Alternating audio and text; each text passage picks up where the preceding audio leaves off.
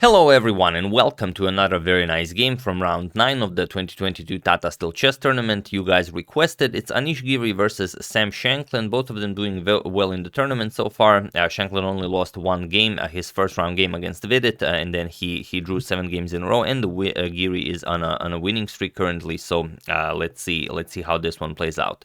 So Anish with the white pieces opens with knight to f3. He goes for the Areti opening, and we have d5.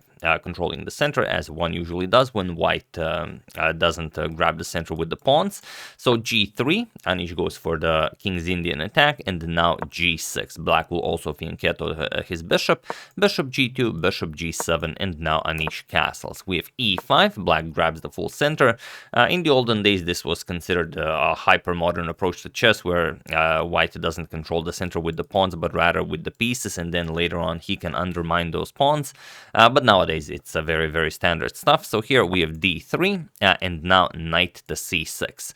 Interestingly, if you grab even more center with c5, then white can use this to his advantage. For example, with something like c4, and then after d4, even b4 is an idea. For example, captures a3, and you are already playing white's game where well, you've stopped developing and you're grabbing material, and this is not how you play chess in modern times. So after d3, knight to c6, this is a very standard move, and now e4. Anish offers a trade of pawns in the center and offers a queen trade. So Sam could decline this with something like knight g to e7, then the game continues with c3 and so on, but he accepts it. We have d captures on e4, d captures, and queen captures on d1. We have rook captures, bishop to g4, and here Sam is very comfortable, saying that, okay, you pretty much given up on your advantage. This is now equal. What are you even doing here? So Anish plays c3, a very useful move. If the position opens up, the bishop will not be doing all that much, plus you control the knight on c6, so definitely a move to be played. We have knight to f6, putting pressure on the pawn here, and knight b to d2, defending this pawn. We have queenside castles, introducing the rook to the open d file, and now white has to spend the move moving the rook away from the open file, which is not something you want to do. Usually you want to move rooks towards the open file, but here it's needed as well. The knight has to move and your e4 pawn will be unprotected. So here there are some games where this position was reached. Knight to e8 is a known move, but here Sam plays bishop to h6, and it is now as of move 11 that we have a completely new game. So there aren't any threats here, although it looks like you know, a lot of pieces are attacked and maybe even hanging. They're really not, so there's no way for black to actually exploit this unless white does something really silly. So knight to c4, now we can move the knight as the e4 pawn is protected, and we've opened up an attack towards the bishop. So it's an offer to trade bishops, which Sam accepts. We have bishop captures, rook a to c1 captures, and now as your e5 pawn is attacked twice, Sam captures one of the attackers. So bishop captures on f3, bishop captures, and now knight to e8, shifting the knight over to d6 to trade off even more material, and later on maybe rook to f8, f5 can be played, and black is then just fine. So rook c to d1, now you bring the rook back to the open file, and knight to d6, offering a trade of knights, but also you are allowing white to trade off the knights this way, and then black will be left with a backwards d6 pawn. So Anish goes for this, bishop to g4 check first. It's not a check to just give check, you do it to control the f file, and of course f5 cannot be played because we first eliminate one of the attackers with check, and then of course we win the free pawn. So king has to move. We have king b8, and now knight captures on d6, rook captures on d6. You could also consider c captures on d6 to maybe keep the rooks on the board, but Sam decides to trade rooks. Rook captures, pawn captures, and now you have this position where the d6 pawn is a backwards pawn, and usually in an endgame one weakness is not enough to win. You need 2 or 3 weaknesses of any kind to, you know, expand your advantage throughout the board. And now it seems like d6 pawn is the pawn you really want to go after, and many people would just play rook to d1 here, go after the pawn, then rook comes to d8, king comes to c7, and everything is fine for black. But Anish realizes that the actual target is not the d6 pawn, but the f7 pawn, and he plays rook to e3. A very nice rook lift, preparing rook to f3. So here, if you go rook to f8, it's just rook to f3, and again, black does not have f5. So instead, after rook to e3, we have king to c7, bringing the king into the game, as this is what you have to do in an endgame, and now rook to f3, going after the f7 pawn, so knight to d8 defending, and now h4. So now, okay, we have two weaknesses. This pawn is a little bit weak, although it's on a dark square, so we have a light square bishop. It's kind of hard to exploit this, but it's something. It can never be advanced to d5, and the f7 pawn is always a target. So here, the thing is, if you play rook f8, then we play rook to f6, and again, black is struggling to find the move. b6, we're going to play b4. If you move the knight somewhere weird, even bishop to e6 is an idea.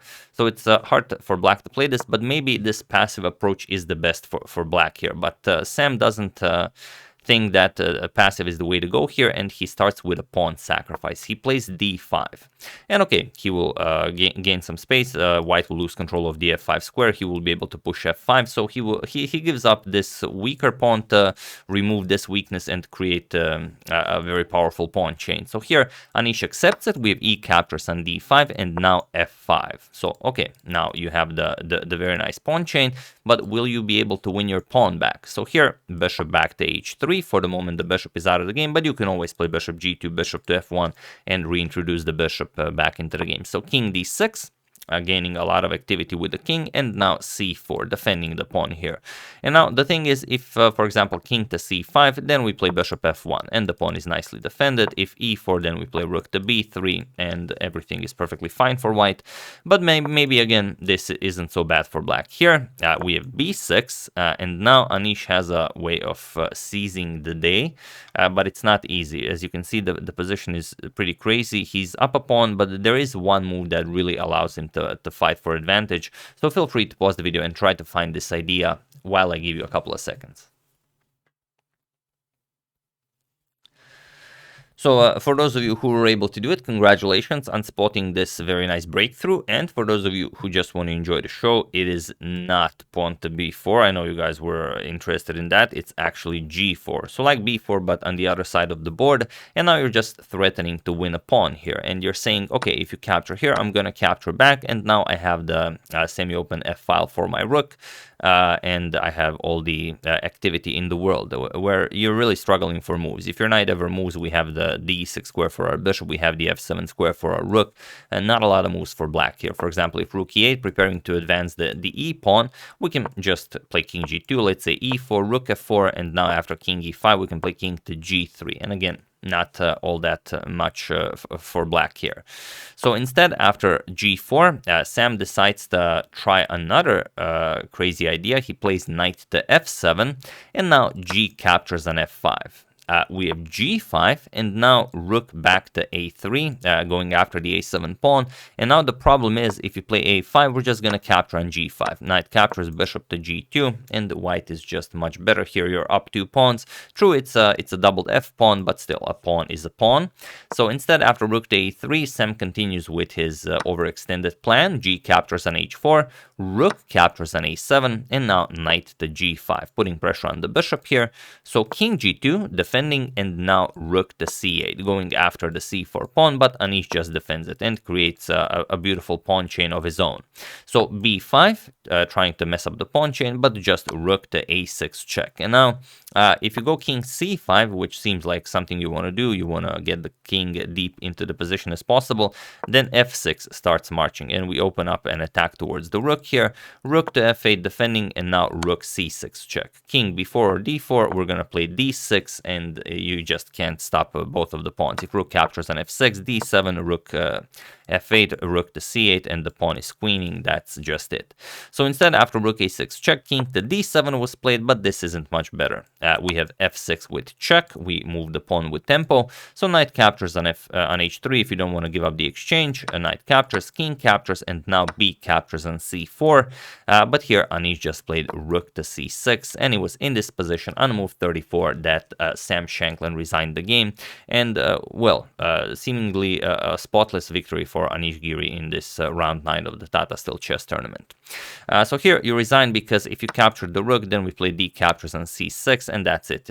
You guys know that when the pawns are 2 squares apart, the king cannot stop both of them. If you capture this one, then this pawn advances, and so on. And if you don't trade rooks, then what can you even play? If you play rook b8, go after the pawn, then we just play b captures on c4, and we are up 2 pawns, and well, we have 4 passed pawns. This is of course unstoppable.